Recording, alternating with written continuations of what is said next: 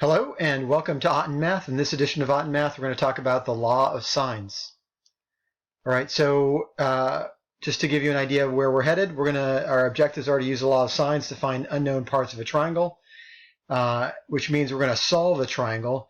And if you recall from prior discussions, solving a triangle means that we're going to find the measures of all of the angles, 3 angles, and all of the side lengths. And then we're going to use the law of sines in real-world applications.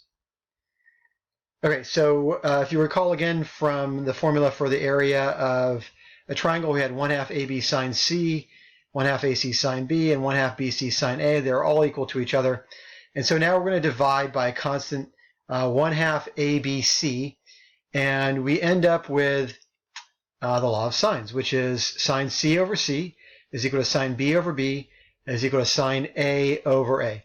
So we see in a particular triangle, the area can be represented in 3 different ways depending on what values you have. Again, 1/2 AB sine C, 1/2 AC sine B, 1/2 BC sine A.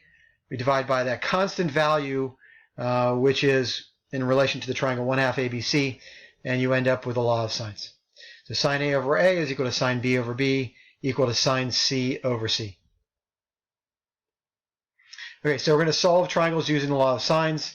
We're going to identify the known values and their relationships to triangle congruence postulates, and then we're going to use the law of sines to solve the triangle. All right, so let's go back to your geometry days, and we're going to talk about the triangle congruence postulates.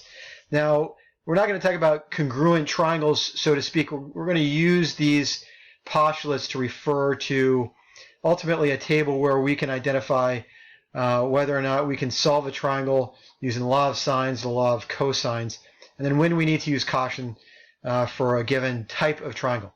So if you recall side, side, side, side, angle, side, angle, side, angle, angle, angle, side, where in side, angle, side, the angle is the included angle, so the angle in between the 2 sides. Angle, side, side, it's the included side between the 2 angles. Then angle, angle, side, the 2 angles in the non-included side. All right, so I'm just going to kind of go through this very quickly. You can take notes and stop if you want. Talks about the individual postulates, which we're not going to go through, but I'll identify them again. Side, side, side postulate. The included angles, the angles between the sides. Side angle, side postulate, where the angle is, again, included between the 2 sides. Included side is an angle, included side is the side included between 2 angles that are congruent, which leads us to the angle, side, angle postulate. Angle, angle, side postulate. So 2 angles in a non-included side. HL postulate, the angle and 2 non-included sides. So this would be the angle exception to angle side side postulate, but it's only where you have a known angle of 90 degrees here, the right triangle. All right, so the question is, why is there no ASS postulate? And I'm going to tell you why. So ASS postulate says if you have 2 sides that are congruent and a non-included side that's congruent between 2 triangles, so the corresponding parts, 2 corresponding sides and a non-included angle that are congruent between 2 triangles, it doesn't necessarily mean 2 triangles are congruent. So let's observe 2 triangles in which that case is not true. So I have a side length 6, side length 6, side length 9, side length 9, and angle measure 30, angle measure 30. You can see that the 2 sides and a non-included angle corresponding parts are congruent. However, just by observation, these 2 triangles are not congruent. So I can take this side here and rotate it. Let's see, rotate it here would probably be the better way to do it. Well, can't do it there, but I can rotate the side in such a manner as to bring it in further into one of the side lengths. And now you can see that I still kept the side length the same, but in fact what I've done is I've changed the layout of the triangle. So the 2 triangles are not congruent. So it doesn't necessarily mean that just because you have 2 triangles with 2 side lengths, corresponding side lengths that are congruent, and 1 non-included angle that's congruent, that corresponding angle, doesn't necessarily mean that 2 triangles are congruent. Which means ultimately that when we're given 2 side lengths and a non-included angle, using the law of sines might bring us to 2 separate solutions. So we need to keep that in the back of our mind as we solve using the law of sines. All right, so What I'm going to do is I'm going to go through a series of questions for you here. You're going to solve each of them, and I'm going to give you the answers. I'm going to go through these one by one, then I'll give you more of a word problem, application problem to do, and you're going to solve for that, and that'll be the end. All right, so first thing we want to do is identify the type of triangle, and then we're going to solve for C here. All right, so you can see this is angle, angle, side. So we don't have to worry about the angle, side, side complications. So we're just going to solve for C. I'm going to pause here while you solve. All right, so sine 60 over 8 is equal to sine 25 over C. And you can see here with angle, angle, side that we have one defined ratio in the law of sine. So it's sine 60 over 8, sine 25 over C. We solve for C. C is equal to 8 sine 25 over sine 60. And C ends up being approximately 3.9. All right, so now again, we're going to solve for angle C. We're going to identify the type of triangle first, and we realize that is an angle side-side triangle, so we need to be careful. I'm going to pause here while you solve.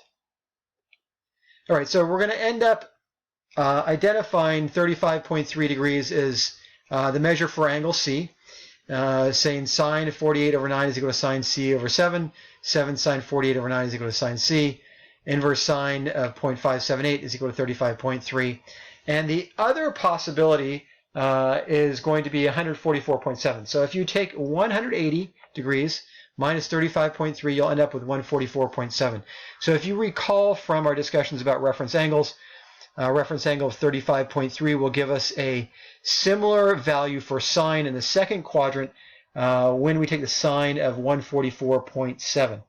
Now, the reason why 144.7 doesn't work is because 144.7 plus 48 degrees ends up giving us with a measure of two angles which are greater than 180 degrees. And we know this triangle, the sum of the angles in this triangle have to equal 180 degrees. And given that 144.7 plus 48 exceed 180 degrees, we know that 144.7 is not a viable solution in this triangle. So the only solution is 35.3. Which is not to say that we can't have two solutions, but in this particular setup, we only have one. All right, so whenever you see an angle side-side triangle, you're going to have to evaluate that second angle. So there's only one solution. All right, so moving on, another type of triangle for you here. I'm going to pause.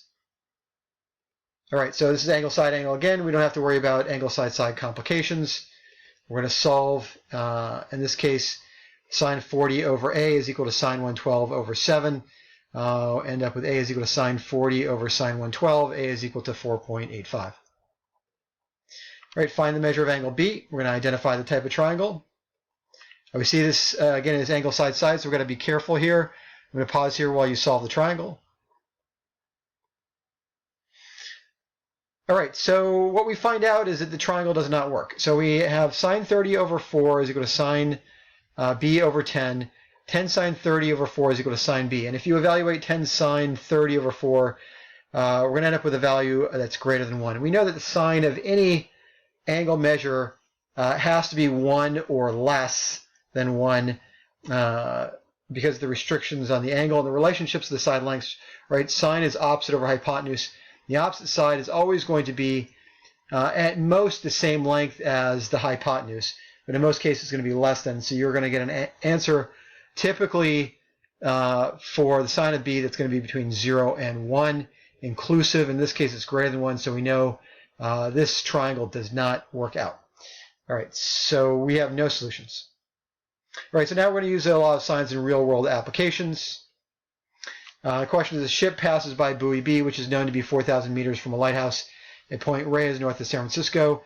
The angle ABC is 32 degrees. After 10 minutes, the ship is at C, and the angle ACD is 65 degrees. A, how far is the ship from the lighthouse at point C? So this ship is traveling along this horizontal path. It passes by Point Reyes, so you can think of this as a two-dimensional shape, really, with this distance being the ocean. How fast is the ship traveling in meters per hour? And what is the closest the ship will get to the lighthouse? So we'll pause here while you figure this out. All right, so we see that if we have 65 degrees here for ACD, we know that BCA, the supplementary angle, angle BCA is 115 degrees. So we can say sine 115 over 4,000, which is this diagonal measure, is equal to sine 32 over AC. we figure out what AC is. AC is going to be 2,339. That's how far the ship is from the lighthouse at point C. Then we're going to use what we know. Again, sine 115 over 4,000 is equal to sine 33 over BC. And we figure out that BC is 2,404 meters. In 10 minutes, that means the ship is moving at 14,424 meters per hour. And then lastly, we need to find the distance AD. Sine of 90 over 4,000 is equal to sine 32 over AD. And we end up with a value of AD is 2,119 approximately meters. And that's the closest the ship will get to the lighthouse.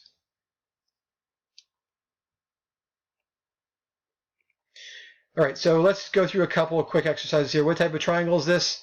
We're going to identify this as angle side-side. What is the measure for the possible acute angles for X for angle C and the possible obtuse angles?